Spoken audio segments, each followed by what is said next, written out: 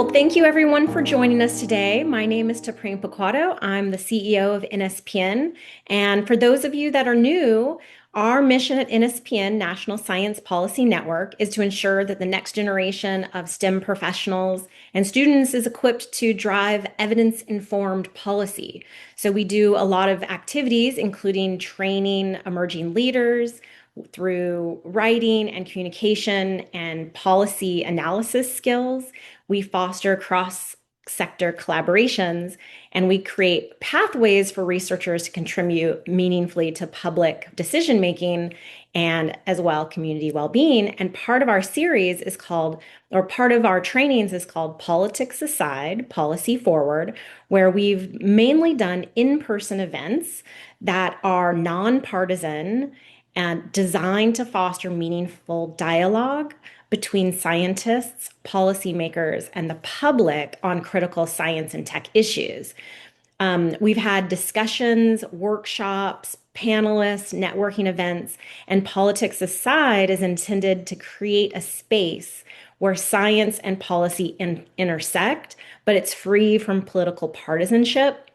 And so far, we've done 5 of those activities.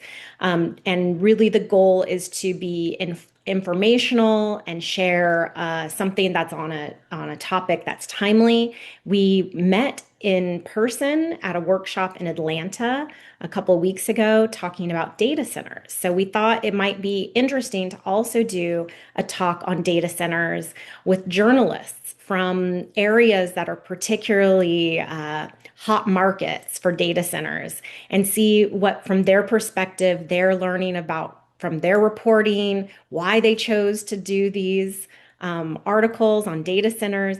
But also, another flavor of this one is to share with you some behind the scenes information about the journalistic aspect of science. So, how are journalists really framing it? How do we write better information ourselves and go about doing this in a better way? So it is my pleasure to be joined by Zachary Hansen. He's of the Atlanta Journal Cons.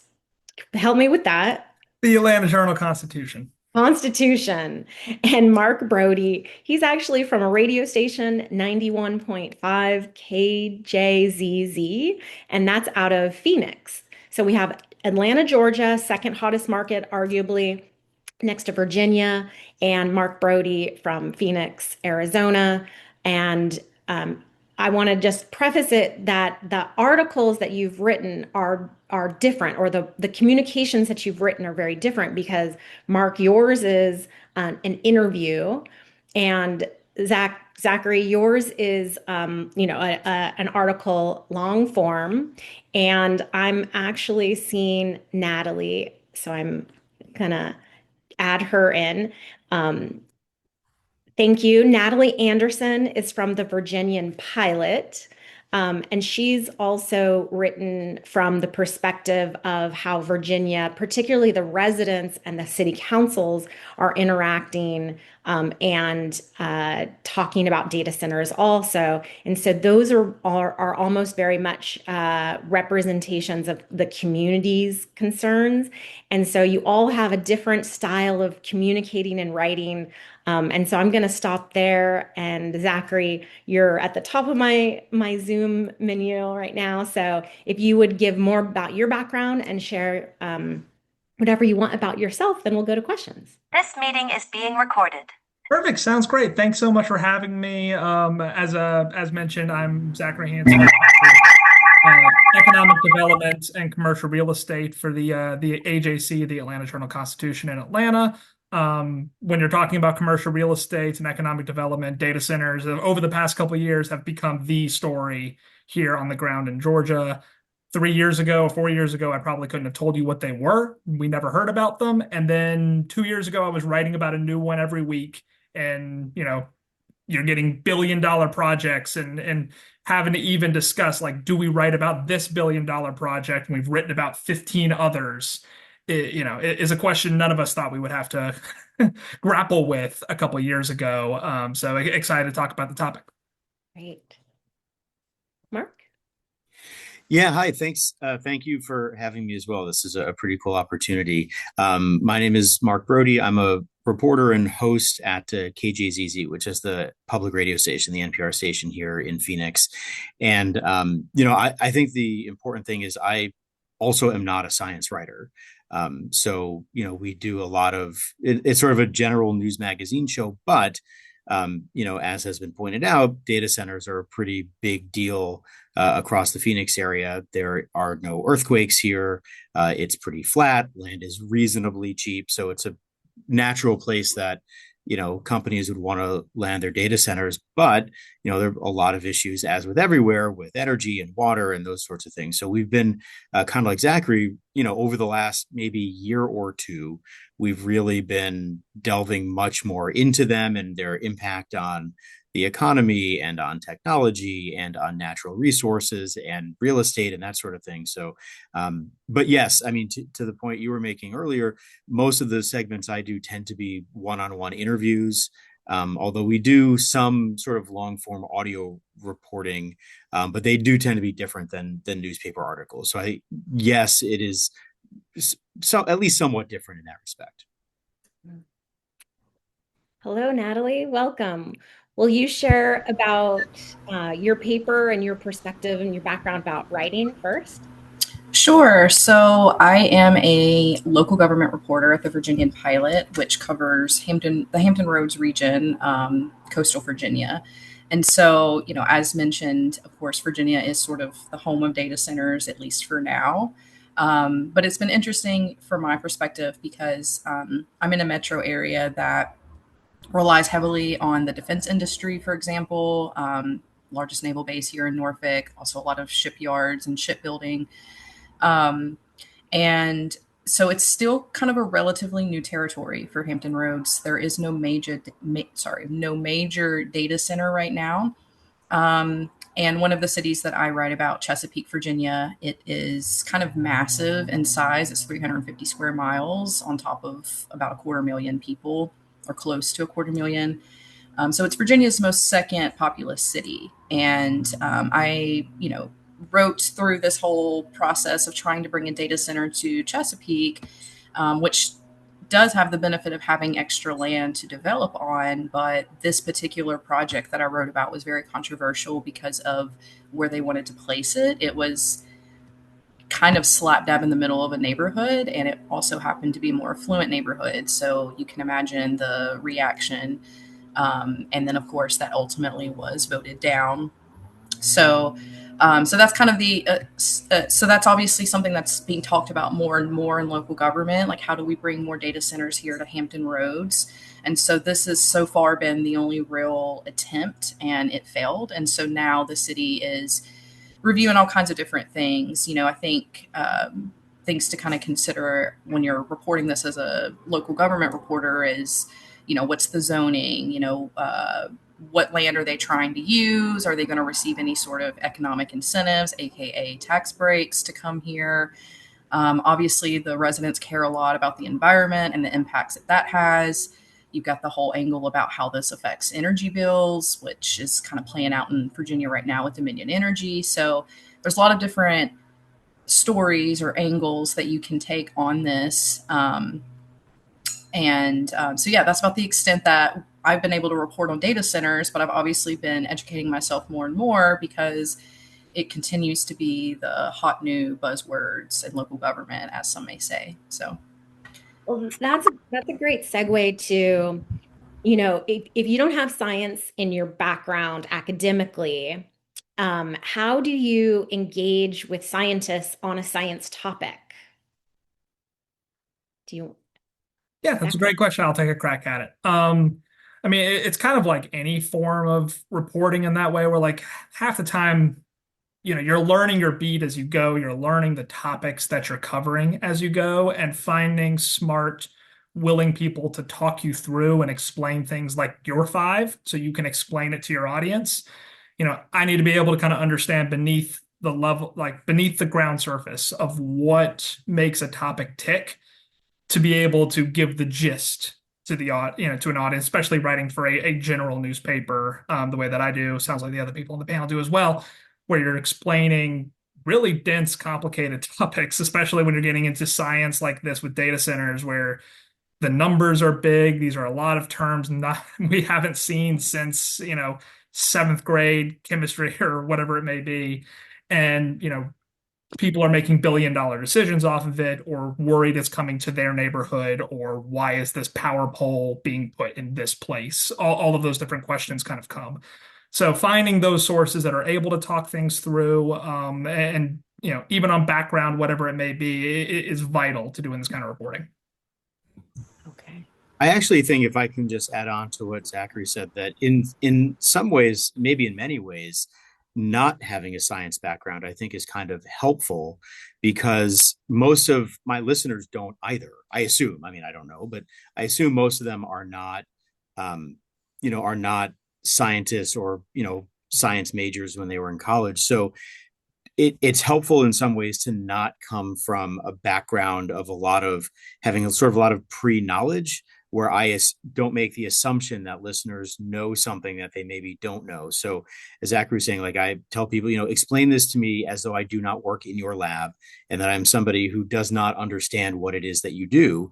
And that way, that allows me to explain it to my listeners in a way that is because if I can understand it, I can help other people understand it. If I don't understand it, there's no hope. That's a good tip for scientists, right? So as scientists are learning how to communicate better, maybe we ought to go out proactively and ask our friends who aren't scientists, or our family members who aren't scientists, do you understand what I'm saying to you? Can you repeat it back to me so that it sounds right? Because a lot of communication might be miscommunication simply because of the jargon scientists use, or the levels of details that we already assume that and it's not common knowledge, even though we're like, wait, don't you already know about fiber optics and how versatile they are and how important it is yeah. Natalie, do you have any additional ways that you kind of do the background knowledge from, because you're starting from the perspective of you do your journalism on the legislature, county level, and then it's a variety of topics. Sure. I mean, of course, there's things that kind of come up in my city that would technically kind of not necessarily be government related, but it's important to the people of that city. I was actually going to just add what Zach and Mark said, was that as a local government reporter, I think scientists sometimes are a little refreshing to talk to. So I always look forward to being able to talk to them, because it's not as rigid. And I have found that they are really excited to talk about science. Surprise. They just maybe don't always know how to translate their research effectively. And that's where we as journalists come in. And so we're able to have, I mean, most of our interviews really are supposed to be very conversational, and, no difference with this, because, as they said, you want to be able to understand it and explain it. I think it's also good to potentially build rapport with some scientists, because as other things come up, if anything, they can just serve as a source in the future to, like, hey, this thing's going on, and you may not have anything to do with it, but could you explain it to me? So I find that it could be good to build rapport with them as well, because they're generally excited to talk about science. So Yeah, that's great. Well, I'm glad to know that it's welcome. So if you hear from any one of us, we'll be certain to say we saw you on NSPN's webinar, and maybe you'll talk to us more frequently. Um, I have a question about designing your titles and your intro paragraph. And Zachary, may I read the one that really, it was prime for the data center boom. All it took was a spark, your Please first go for it. Okay, great. This really struck me, and I'm always teaching that you need a good lead, LEDE, lead, hook, but not something that's clickbaity. And you really share this. This is the start of the article. Our online lives may seem ethereal and detached from the real world, but not to John Tibbetts. He sees the brain and the body of the internet every day in downtown Atlanta. And it goes on to say, It all takes place within a century-old building off of Marietta Street that Tibbetts oversees for his employer Digital Reality.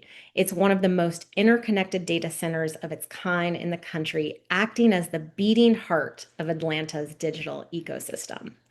And just instantly, the imagery comes.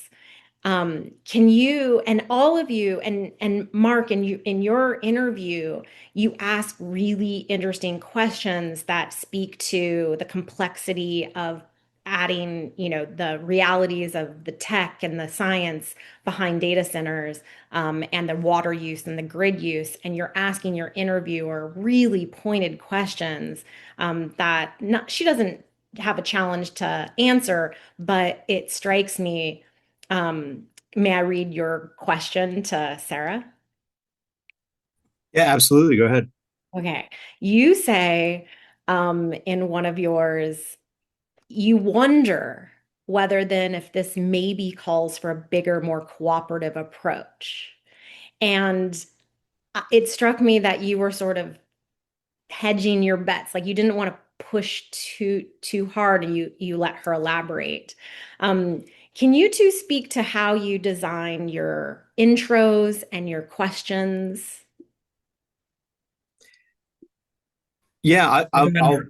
I'll take a crack at it. So the way that the segments the that run on the show that I co-host work is generally we have some, like a 20 or 30-second intro, then we go into the interview itself. And in general, my goal is to keep the intro as short as I can because I only have a certain amount of time for the whole segment and I want the guests to have the majority of that time because they have more interesting things to say than I do. So that I try to set up the story so listeners have a sense of what it is that they're going to hear.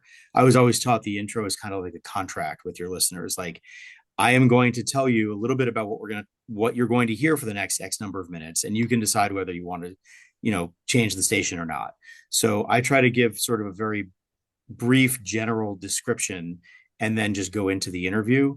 And with the interview that you were talking about, was with somebody who directs a water policy center at Arizona State University. She has been in the water world for more years than probably she would care to admit, and knows just about everything there is to know about water in Arizona. And when I go into an interview like that, I have a sense of what we want to talk about, and the guest and I have usually talked about it before we start recording, or before, if it's a live interview, before we go live. But I don't have a list of questions with me because I really want to respond like in real time to what they're saying. And I think the question that you reference, I was not expecting her to say that. So that was just sort of my genuine human reaction to what she was saying. And the thing that I like, it kind of made me think about. So, and to me, that like, there's supposed to be conversations. I mean, it's a little bit different in a newspaper, but on a radio show, it's supposed to be a conversation. So that's kind of how I try to approach everything is like, we're just having a conversation, we're just talking about this topic that you know more about and I would like to know more about. Yeah, to kind of build off that from because the interviewing process leads to the writing from the newspaper, from other perspectives. And I mean, you always prepare questions going into an interview, but my favorite interviews are the ones where I barely even have to glance at them because I'm able to be engaged in this conversation. I'm able just to kind of naturally follow the conversation as it goes, with the handful of topics we're talking about. So for the writing side, like for the story that you highlighted, like I think in that story, there's probably about 12 people that are named throughout that article.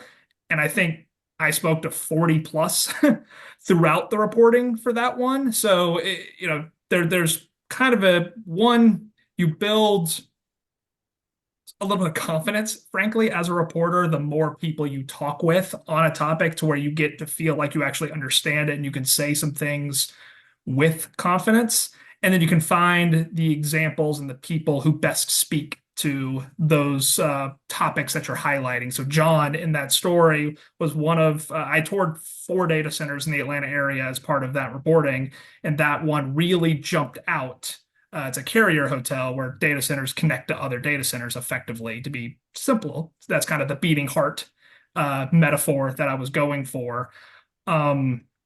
And it was really just to kind of set the scale of why, really I went into that story with the question of why Atlanta, because we went from about the seventh biggest data center market 4 years ago to the second biggest, as you kind of said at the beginning of the call. So when I talk to people, the main question is just why Atlanta? Why Georgia? And that Carrier Hotel in downtown Atlanta is one of the reasons. When I talked to data center operators, they wanted that capacity. They wanted access to that network on top of land prices and things that Mark mentioned earlier as well, for kind of why Phoenix has become another hotbed too. So all of those kind of coalesced into that one example. And that's why the more I talked to people, the more I knew, okay, that needs to be high up in the story, if not my lead, just to one, kind of level set and set the setting for where the article is going to go, by almost giving the answer straight out, but without the context to know what it even means. Yeah. Well, and that brings me to my question that I had for Natalie. Your writing, your titles are very much the bottom line up front. What I teach is the bluff, right? And it's so clear, your audience knows what to expect, and then they must click on it to read more about it. Is that a style approach? Is that a best practice? Do you do that with all of your other articles? Because I've only read two. Can you speak about picking the right title? Yeah, so I mean, I find often when I'm kind of reporting on something moving through a legislative process, it is easier to kind of keep it super clear and concise. And so normally that's almost kind of like a bare minimum story we do right. And then there are other times where maybe we can take more of a feature approach on an issue, like, hey, this thing's happening in city council. We talk to these people that it could actually affect.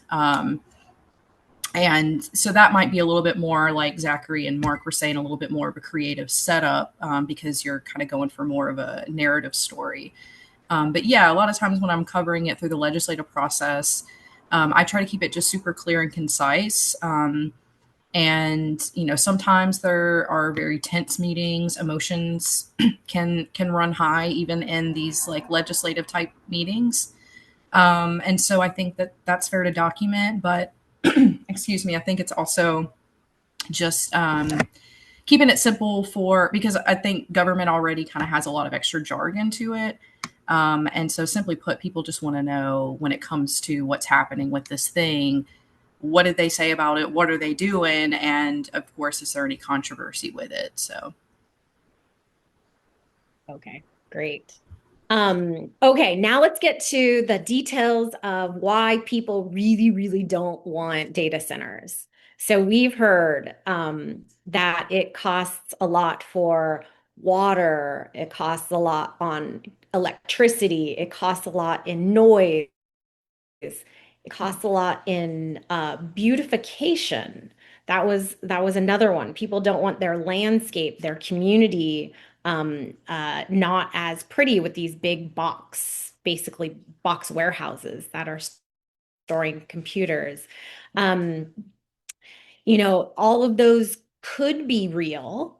How do you, as you were learning about this issue, do you have any lens that you use on these issues? Like, did you just take it that it is going to be a drain on the grid, that it is going to be a drain on water resources, that it is going to be, there is going to be increased traffic, things like that? Or, can you elaborate on the impacts that data center growth would have on your community? How do you decide what's an actual concern? How do you highlight any potential benefits? Maybe we can just go around again. Yeah, I can kick us off. A lot of that's just by looking at existing facilities and either the opportunities or the challenges that have popped up around them. Just for an example, in a follow-up to that story that you highlighted, like I traveled to Northern Virginia to see data centers up there. That's the largest market. Atlanta became the second, but that Northern Virginia is by far the largest one. And seeing kind of the prevalence, seeing again, challenges that some communities around there were facing helped me see it rather than seeing projections. Because especially in a market like Atlanta, a market like Georgia, before a couple of years ago, we had very few large data centers. And now we have dozens in the works. So a lot of it's projection or worries about things to come, but we don't see that yet because this is almost a new type of facility. They're so much larger, they use so much more power, water, etc., than they used to that it's hard to visualize that and then convey what is real, what is concern, what is hype, what is worry to our readers. Um, so it's partially that. And then the second part is just speaking to as many people as possible on all sides of it. On from the data center operator, it's asking those tough questions of what are you doing about these concerns? Which of these concerns might have some truth to them? Which ones, in your view, are not real? And talking to neighborhoods and people, elected officials, et cetera, about why they either want these in their neighborhood or don't want these in their neighborhood. Because in especially when you get into development like this and have people's homes, people's communities, people's vibrancy, there can be a feeling where fact almost doesn't have to meet reality. People's feelings are valid in that way as well. And if you are pitching $1 billion project and getting a sweet tax deal from your county, that's the data center's job to be making that argument, to be going and being present, and not just talking, frankly, through me or through media or through press releases. I've seen many operators make that mistake, and then they have a really tough time come the rezoning meeting or whatever critical vote they need, and they face a room full of 100 people scared about what's about to come. Mm-hmm. Well, Yeah. and Mark, you talked about, sorry, go ahead, Natalie. No, that's okay. I was going to jump in on that to say that in my case, I kind of already have a feel for what's going to be controversial in my city. Based on the city council agenda, what people are saying online. And also, like I said, Chesapeake, where this was a thing, they care very much about their farmland and agricultural heritage there. But I wanted to kind of point out that, like Zachary was saying, there are surprise times when there are developers sort of representing these projects and they don't really know a lot about data centers. And so I witnessed like this guy who's proposing this thing just get completely grilled in this meeting, and it's clear that he didn't have a lot of information about how data centers actually work. I mean, he's kind of just coming in as a developer, right? So he doesn't know all the background. But one other thing I wanted to point out, just in the vein of adding context here and what matters to the community, in my case, it was important to note that around the same time that this data center vote happened, there was a natural gas compressor station project that had been proposed, and it was in a more of a minority community that already has some infrastructure issues, already has compressor stations not far away. So of course there's the environmental impact concern, the safe and health and safety of all the residents there. And council did approve that. So that is something to kind of consider too, is where are they placing this? And what's the impact to the community, and are certain communities being impacted far more than others? And in a lot of cases, that is the case. So just pointing out that context too, that sometimes you can kind of take a look at the other development that's happening and where that's going to. I mean, there's a whole story on that, right? That, this community is upset that this is happening and they don't have a voice, but, council listened to all of these citizens' concerns and didn't put this data center here. Yeah, I think it's really important for journalists to connect the dots for our readers, our audience, for us, when we don't always have that scope, right? And so also in Arizona, there's other major water consumers, aka a lot of golf courses that I'm from California and I don't know, but it seems like Palm Springs and Phoenix, Scottsdale have a lot of golf courses that take up a lot of water, and why don't they get the same treatment, right? And so how do you yeah, can you elaborate on that maybe? Yeah, I mean, I think at least for me and my colleagues over the last couple of years, most things have started taking on sort of a more of a water lens. I mean, it's always been a big issue, but the last couple of years, as there have been cutbacks to the Colorado River and concerns about groundwater pumping and a lack of restriction on groundwater pumping in some parts of the state.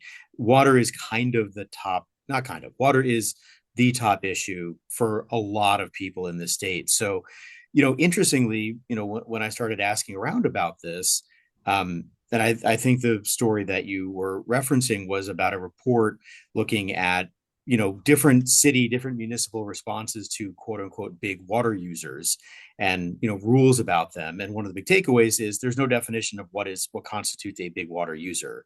What might be a big water user in one town is not considered that big to another. So we tend to look at things through water lenses.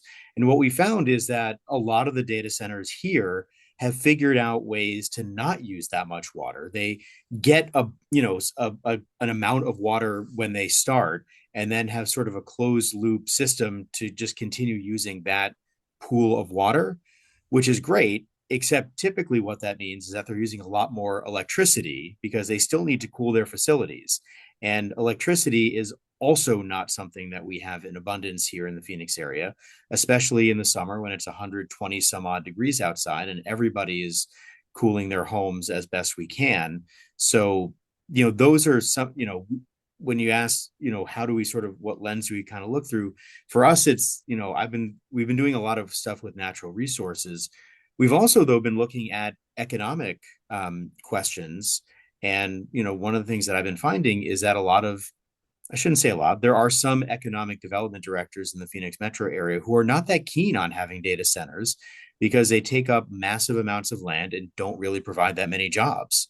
So they feel like that land would be better used somewhere, for some other purpose that would provide more jobs, higher paying jobs, and maybe more benefit to the community. Now, the data center operators will tell you that, their centers do provide, anybody who's ever typed in a question to ChatGPT, like no data centers, no ChatGPT. So, there's that aspect of it as well. When it comes to the golf courses, that continues to be a big issue. I will say, though, that many of the golf courses here have become really good at using reclaimed wastewater. So, don't wring out the grass and try to drink it because it's not going to be great for you. But they have been mindful for many years now about not using as much water as maybe they have, and they don't use the highest quality water. They don't use potable water to water the courses. But that said, even non-potable water now is being turned into drinking water. So any amount that's being used somewhere else is potentially being taken away from another needed use. Mm-hmm. So you guys, now you've learned so much. I think you started writing at least a year ago. I can't remember exactly the dates of each article or when you started researching and thinking about this, but it's been a good amount of time that you've thought about data centers, or water and electricity or legislative body stuff. You have solutions in your mind. You've had solutions that you've talked about over dinner, some things that you've mused about in maybe your interviews. How do you share your solutions? And maybe if this is the first time you've shared your solutions, share them with us because we can share them with elected officials. I mean, on that, as journalists, we're always careful about how much of our own opinion we go and share on what things, specifically are moving. I think the main thing I have learned is, and that I see continually, I guess the mistakes that keep being made, especially around data centers, it's just not thinking you can fly under the radar, get a project through, and then turn around and then be a good neighbor and be treated like a good neighbor. And almost no project of any kind or infrastructure of any kind works that way. And to make a community impact, especially if you're saying it's for the betterment of the community or a good thing, and not just for ChatGPT, across the globe, you need to be present and be making that argument directly to people and dissuading people. And I have seen many times where like the first time people hear about a project is through a filing that I find that I report. And that is already, you're already kind of on your back foot if I'm the one introducing a neighborhood to a $5 billion project by this nameless company they've never heard of. So there are arguments for wanting data centers in your area, and there are arguments against it, but you can't even start to have those arguments or debates if you don't participate. That's a really good. So just to remind the audience, Zachary's from Atlanta and representing sort of Georgia, Atlanta. And a large reason why data centers are attractive there is because the fiber optics that transmit all the data that data centers are kind of crunching, it's most easily transmitted with the fiber optics, which is already the infrastructure already there. So they're just going in and kind of plug and play. And so you're saying that one thing for developers, particularly to consider, and maybe potentially the community members to not be reactive, to also be proactively considering the issues together and really co-create opportunities. That there might be opportunities to think of community benefit agreements. You know, what can you do for us to make this worthwhile to have this development there? And that can span from, hey, why don't you just pay for all of our electricity bills? You know, build your own substation and have us, you know, with all the money that you're making, give us a little bit of benefit from that. Or, you know, make the design of data centers water efficient. So we do have data centers that are able to reduce the use of water and really recycle the water and use it kind of internally. Maybe you know the development requirement from the community members is that it, you know, before we stop yelling, we're going to require that aspect of the development, right? Really do like a technological advancement. That's really helpful. So, okay, Natalie, you have all this wonderful, you've been watching the legislature, you know your community legislature, you know your state government, you know your community. What's the solutions for the data center challenges that you have in your mind? I mean, I don't want to just take Zachary's answer, but as someone who covers the local community, that's genuinely such a big sticking point for them. And in the case of the data center project that was proposed in Chesapeake, people did feel like they were caught off guard.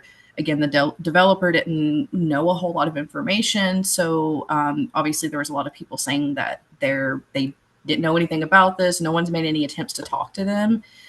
So piggybacking off of that, I'll just say, you know, that communities, there's a little bit more buy-in when they feel that they are part of the process. And like Zachary said, there is an argument for data centers, especially as we kind of continue to increase in AI and technology and social media, ChatGPT, all of it. I understand that there's a need to house more and more data as more and more data grows. But I think that someone who is taking on this project, actually working with the community to minimize the impact, is your best bet at kind of making everyone as happy as you can. Um, you know, uh, take into account like the draw that they'll have on local resources, and maybe demanding that they don't get any sort of special tax incentive to come here, since they're already going to be reaping a lot of benefits from the taxpayer already.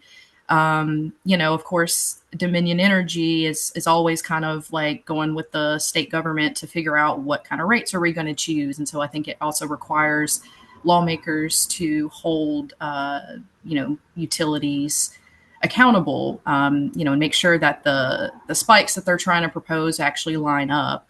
And then lastly, I'll say, like with what Mark said, I know that the data center project here also sort of relied heavily on this cooling type method.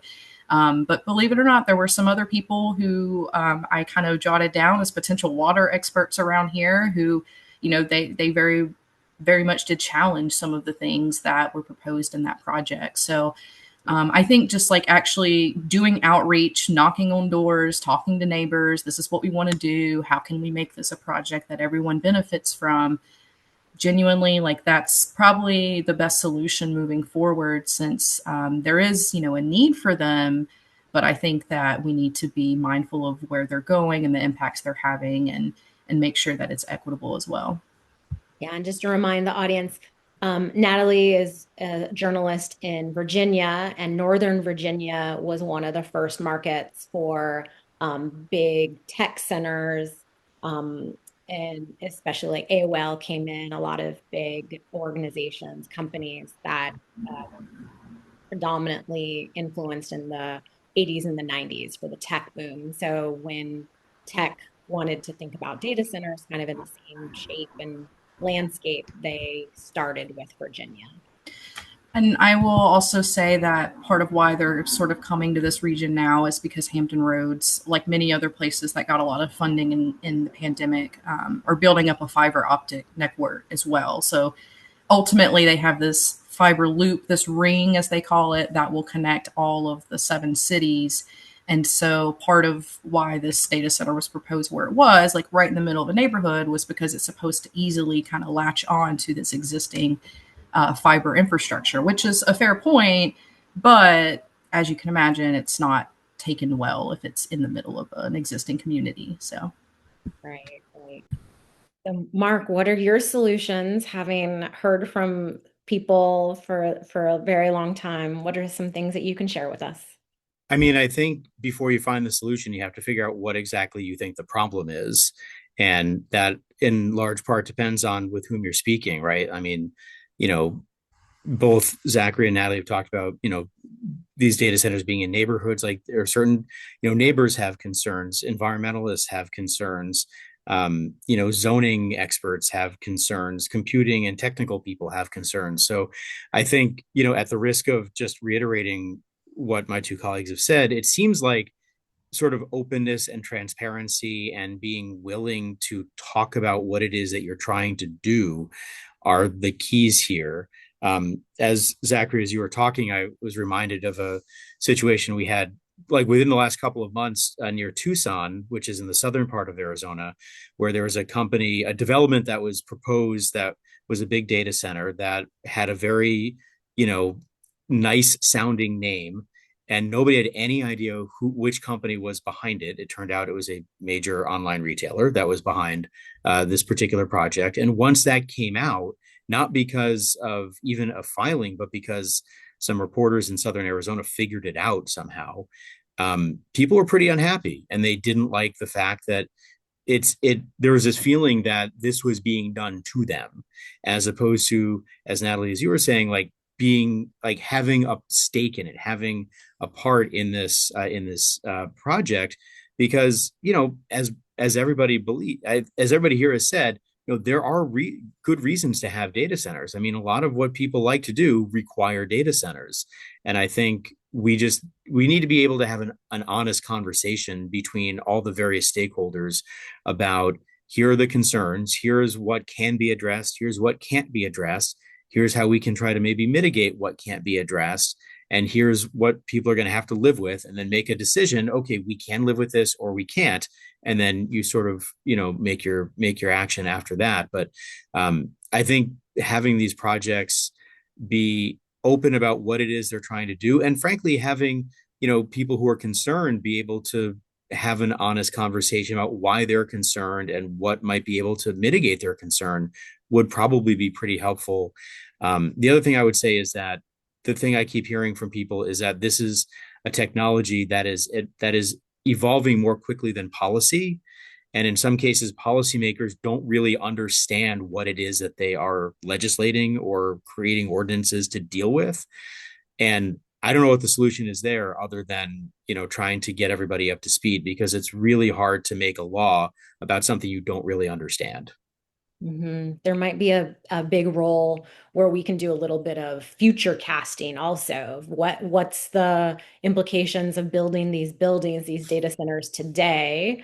In 10 years from now, when we may have better tools, things like quantum computing, maybe some reduced energy or increased energy capacity and development with nuclear or sub generators and the way that those are placed. And then obviously the fiber optics are a real consideration. Can we get that infrastructure across our nation distributed so that it's not just centralized in Arizona and Georgia and Virginia as prime places. California is unlikely for the stability of the earthquakes, but not all of California shakes. There are places that don't shake. Things like that, where can we expand these data centers? Well, thank you. This has been a great core conversation. I'm going to open it up for questions. Um, I see in the chat that Nathaniel is shared a Nature article about the scenario analysis of which states may be the most optimal or the least optimal for expansion of data centers as well. We do know that there's oftentimes incentives in states that have, not only financial incentives for developers, but also land zoning incentives. And so sometimes there's more considerations than just the optimal placement of land. So I'm curious to read that. Thank you, Nathaniel. Um, Chelsea asks, what points can scientists uh, cover on behalf of citizens to advocate for health and safety in our communities when data centers are proposed? I'm going to elaborate on that. How can scientists interact with you as journalists and also with the legislatures? How do we insert ourselves if we have information to provide? That's a good question. I would say, being prepared, being concise, knowing how to convey complicated points to everyday folks, which I know we talked about as a panel earlier today, as our role. If you're a scientist who has some form of knowledge on the impact of gas-powered generators as backups for data centers, or closed loop systems versus evaporative systems for how data centers cool themselves, how the decibel levels of those generators may be impacting neighborhoods from a radial perspective, et cetera, et cetera. Coming with that information, being kind of clear and concise of here, it doesn't have to be this is good, bad, whatever. Everything kind of has its nuance to it, but being prepared to talk that through and kind of start the conversation there, I think is the best way you can do. And that can apply both at the legislative level or your community meeting level. I would like you to imagine your most trusted science advisor that you speak to.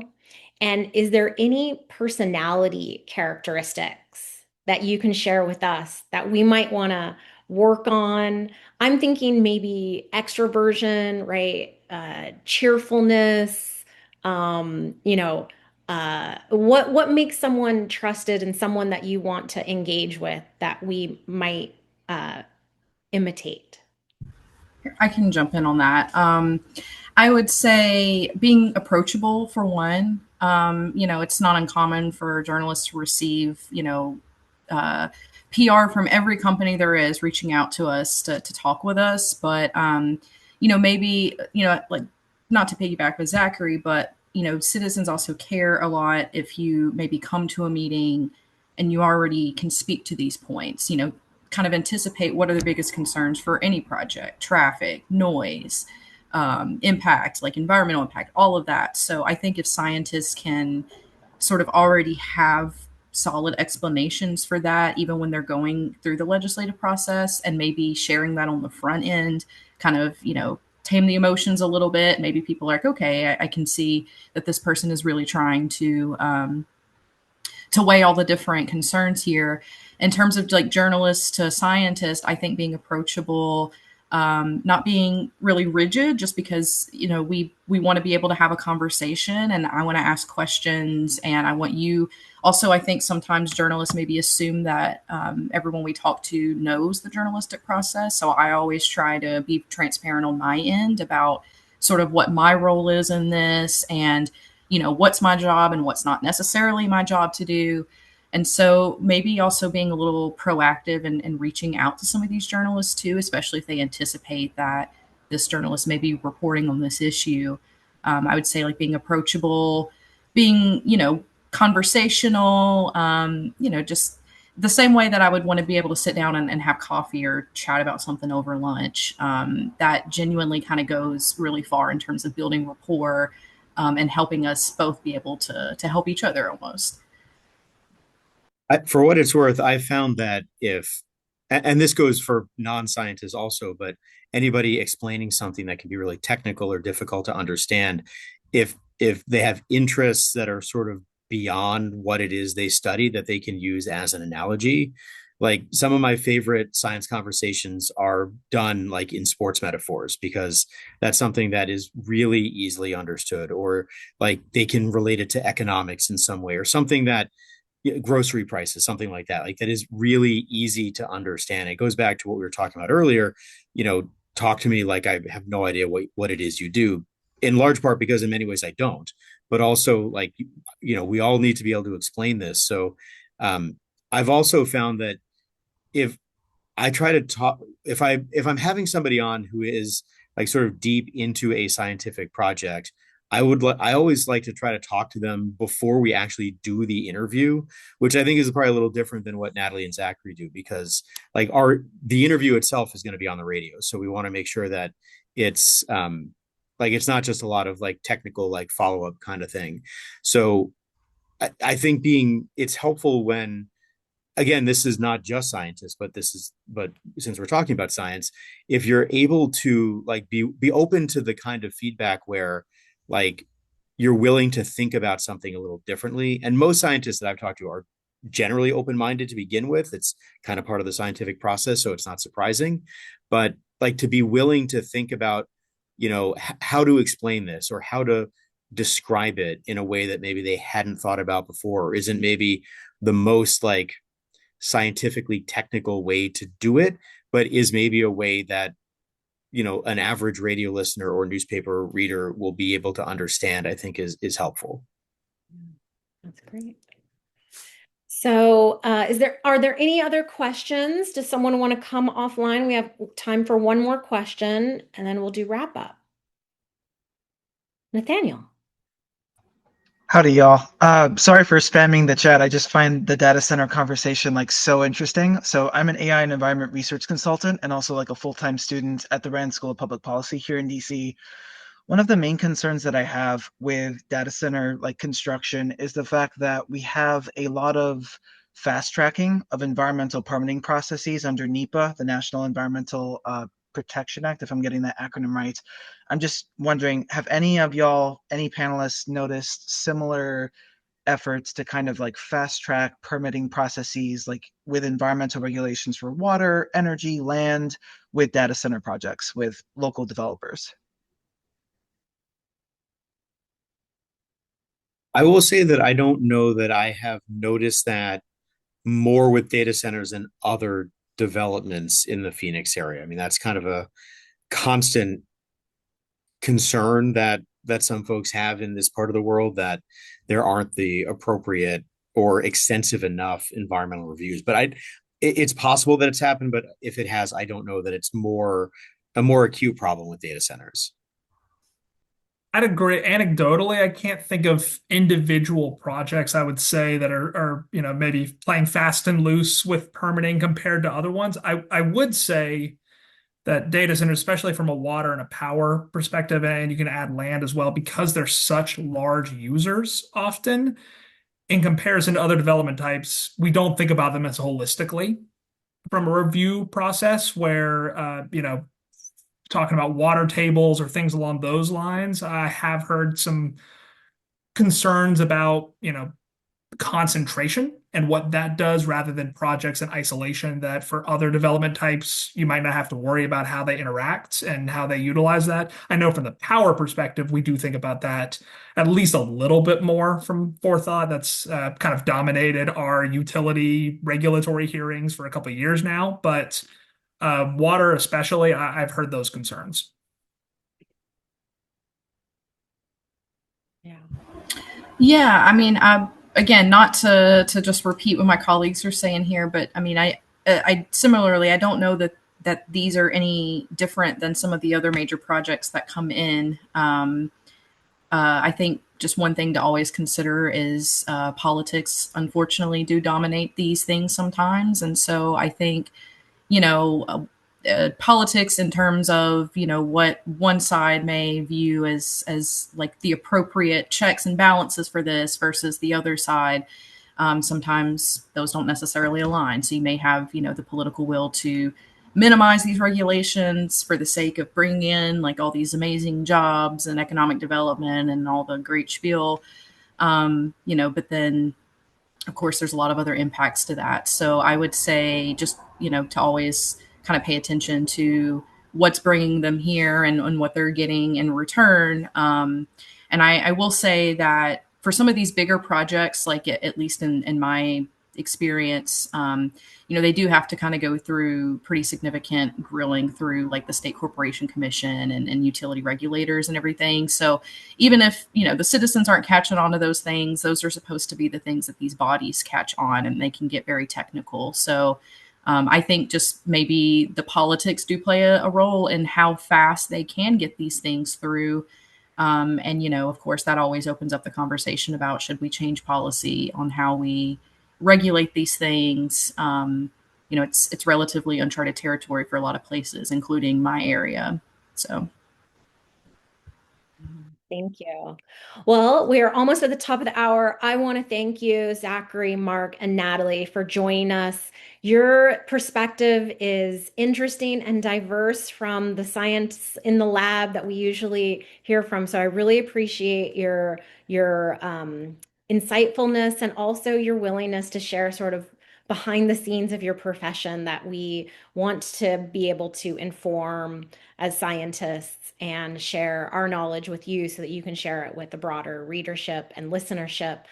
We thank you. And I'm just going to ask if you have any final thoughts that you'd want to share with our audience. Support your local media. So I was going to say, source up with some local journalists, make friends, build some rapport before things get controversial. That way they have someone they can turn to. And I would just say, reach out when you, to sort of what Natalie was saying, reach out when you have something interesting to talk about. It doesn't have to be controversial. It doesn't have to be, Nobel Prize worthy, just something interesting. We're always looking for interesting stories, interesting developments to let our readers or listeners know about. So yeah. And thank you for having us. Thank you. Thank you. Yes, thanks so much. Please support local media. Really, all news is local news. So thank you to our panelists. Thank you to our audience. And I hope that you join another National Science Policy Network webinar. Take care. Thank you all. Take care. Happy Thank you. holidays. Yeah, same. Thank you so much.